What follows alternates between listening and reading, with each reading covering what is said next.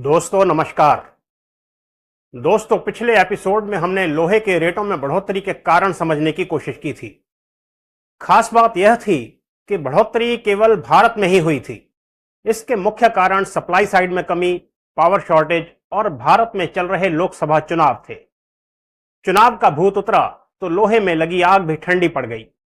चुनाव खत्म हुए अभी 20-22 दिन ही हुए हैं कि देश भर की लोकल मंडियों में स्टील व स्क्रैप के रेट लगभग 2,500 से लेकर 3,500 रुपए प्रति टन तक गिर चुके हैं। विजाग स्टील प्लांट को रॉ मटेरियल की सप्लाई बेहतर तो हुई है, लेकिन नॉर्मल से अभी भी कोसों दूर है, जिससे वीएसपी का स्टील प्रोडक्शन अभी भी जरूरत से काफी कम है। रही बात पावर शॉर्टेज की, तो जैसे कि उम्मीद थी कि जून महीने के मध्य तक पावर की डिमांड अपने चरम पर रही और बिजली आपूर्ति में कमी के चलते पावर शॉर्टेज भी रिकॉर्ड स्तर पर रही। हालांकि पिछले एक हफ्ते से मानसून के चलते पावर डिमांड में कमी आई है और बदलते मौसम के साथ बाजार की दिशा भी बदली है। हालांकि लोकल बाजारों में गिरते रेटों के बावजूद इंटीग्रेटेड स्टील प्लांट्स अभी भी घोड़े पर सवार हैं और रेटों में किसी भी प्रकार की कटौती करने के मूड में नहीं हैं। इस एपिसोड में हम दो बातें समझने की कोशिश करेंगे। पहली यह कि लोकल बाजारों में रेट क्यों गिर रहे हैं, और दूसरी कि प्राइमरी प्रोड्यूसर्स आखिर रेट कम करने को तैयार क्यों नहीं हैं। सबसे पहले लोकल बाजारों में रेट गिरने के कारण समझते हैं। लोकल बाजार दरअसल चलते ही सेंटिमेंट्स और सट्टेबाजों से हैं और समय के साथ सेंटिमेंट्स बदलते रहते हैं। चुनाव खत्म हुए तो सट्टेबाजी भी खत्म हुई। ऊपर से लगभग पूरे भारत में मॉनसून दस्तक दे चुका है। मॉनसून सीजन स्टील सेक्टर में बहुत बड़ा रोल प्ले करता है। स्टील सेक्टर ही नहीं, दरअसल मॉनसून देश की पूरी अर्थव्यवस्था में ही बहुत बड़ा रोल प्ले करता है। हालांकि एक अच्छा मॉनसून किसी भी इंडस्ट्री के लिए वरदान माना जाता है, लेकिन जितने दिन मॉनसून चलता है उस अवधि के दौरान भारी वर्षा से कई हिस्सों में जल भराव हो जाता है, जिसके चलते कंस्ट्रक्शन प्रोजेक्ट्स बाधित होते हैं और स्टील की डिमांड, खास करके टीएमटी की डिमांड कुछ समय के लिए बहुत कम हो जाती है। हिस्टोरिकली यह देखा गया है कि वर्षा की वजह से मध्य जून से जुलाई अंत तक का समय स्टील डिमांड के लिहाज से लीन पीरियड माना जाता है। वर्षा के चलते पावर की डिमांड भी काफी कम हो जाती है और ऐसे में इंडस्ट्री, खास करके सेकेंडरी स्टील सेक्टर को पर्याप्त बिजली सप्लाई मिल पाती है। यानी कि जहां एक और स्टील की डिमांड कम होती है, वहीं स्टील की सप्लाई बेहतर होने लगती है। ऐसे में दूसरी तिमाही के शुरुआती दौर से ही अक्सर रेटों पर दबाव बना रहता है। ऊपर से चाइना से भारत में लगातार बढ़ रहे स्टील इंपोर्ट्स से भी लोकल बाजारों में सेंटिमेंट्स वीक बने हुए हैं। चाइना से आयात हुए हॉट रोल्ड कॉयल का रेट भारत में चल रहे रेटों से सस्ता पड़ रहा है। जहां भारतीय बाजारों में एचआरसी का रेट 54,000 से लेकर 56,000 रुपए प्रति टन है, वहीं चाइनीज एचआरसी का रेट 52,000 से 53,000 रुपए प्रति टन पड़ रहा है। इस वित्त वर्ष के सिर्फ पहले 2 महीनों में ही भारत का फिनिश्ड स्टील इंपोर्ट पिछले वर्ष के मुकाबले लगभग 20% बढ़ चुका है।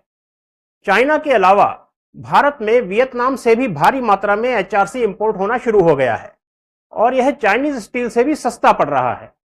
अभी पिछले 2 हफ्तों में लगभग 40,000 टन एचआरसी की कंसाइनमेंट्स वियतनाम से $590 सीएफआर प्राइस पर बुक हुई हैं और भारतीय बाजारों के रेटों की तुलना में इसका लैंडेड प्राइस लगभग 3,000 रुपए प्रति टन तक कम है। आगामी कुछ एक हफ्तों में चाइना और वियतनाम से इंपोर्ट्स के ऑफर प्राइसेस में और कमी आने की संभावना है। वहीं दूसरी ओर भारत का स्टील निर्यात पहले 2 महीनों में लगभग 40% तक गिरा है। स्टील के आयात और निर्यात के यह तेजी से बदलते हुए समीकरण भारतीय स्टील मैन्युफैक्चरर्स, खास करके सेकेंडरी प्रोड्यूसर्स को यकीनन चिंतित कर रहे हैं और स्टील के रेटों को दबाव में रखे हुए हैं। जैसा कि हमने कहा, लोकल बाजारों में रेट पिछले 3 हफ्तों में लगभग 2,500 से 3,500 रुपए प्रति टन तक गिर चुके हैं, लेकिन प्राइमरी स्टील प्रोड्यूसर्स ने अभी तक अपने कस्टमर्स को कोई रिडक्शन नहीं दिया है। आइए इसकी वजह भी जानते हैं। पिछले 15 दिनों में मुझे दर्शकों की ओर से कई मैसेजेस आए यह बताने और पूछने के लिए कि आयरन ओर के रेट क्यों गिर रहे हैं और इसका स्टील पर क्या इंपैक्ट आएगा। मुझे खुशी है कि आप में से कई दर्शक लोहा बाजार को बेहतर समझने और समझाने का निरंतर प्रयास करते हैं। आप लोगों का यही पार्टिसिपेशन हमें प्रेरणा देता है।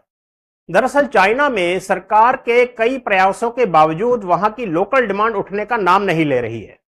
ऐसे में कुल मिलाकर वहां के लोकल सेंटिमेंट्स वीक बने हुए हैं और चाइना के पोर्ट्स पर आयरन ओर की इन्वेंट्री रिकॉर्ड स्तर पर जा पहुंची है।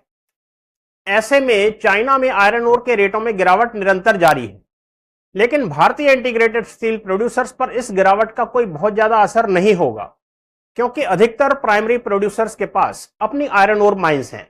ऐसे में आयरन ओर के रेट बढ़ने से ना उनको कोई बहुत ज्यादा नुकसान होता है और ना ही रेट गिरने पर उन्हें कोई ज्यादा फायदा होता है। फिर ब्लास्ट फर्नेस रूट के द्वारा बने हुए स्टील की कॉस्टिंग केवल आयरन ओर पर निर्भर नहीं करती, इसमें कोकिंग कोल का भी बड़ा योगदान रहता है और कोकिंग कोल के रेट पिछले कुछ एक समय से लगातार बढ़ रहे हैं। ऐसे में यदि आयरन ओर के रेट कम होने से कॉस्टिंग पर कोई थोड़ा बहुत नेगेटिव इंपैक्ट आता भी है तो वह कोकिंग कोल के रेट बढ़ने से नलीफाई हो जाएगा। ऐसे में हमारा मानना है कि खाली आयरन ओर के रेटों में गिरावट से ब्लास्ट फर्नेस रूट से बने स्टील की कॉस्टिंग में कोई बहुत ज्यादा फर्क नहीं पड़ेगा। यह तो हुई पहली वजह। प्राइमरी प्रोड्यूसर्स द्वारा रेट कम न करने की दूसरी बड़ी वजह है कि यह सारे प्लांट्स कमोडिटी स्टील के साथ साथ टेलर मेड स्पेशल स्टील भी बनाते हैं और स्पेशल स्टील सेगमेंट में जायसवाल निको के शटडाउन के चलते फिलहाल शॉर्टेज की स्थिति बनी हुई है। जायसवाल निको को मार्केट में फुल फ्लो के साथ लौटने में करीब 1 महीने का समय और लग सकता है। ऊपर से अगले महीने 15 तारीख से टाटा स्टील का जमशेदपुर स्थित वायर रॉड यूनिट भी 20 दिन का शटडाउन ले रहा है। ऐसे में लॉन्ग प्रोडक्ट सेगमेंट जैसे कि लॉन्ग बार्स, वायर रॉड्स वगैरह में शॉर्टेज की स्थिति बनी रहेगी।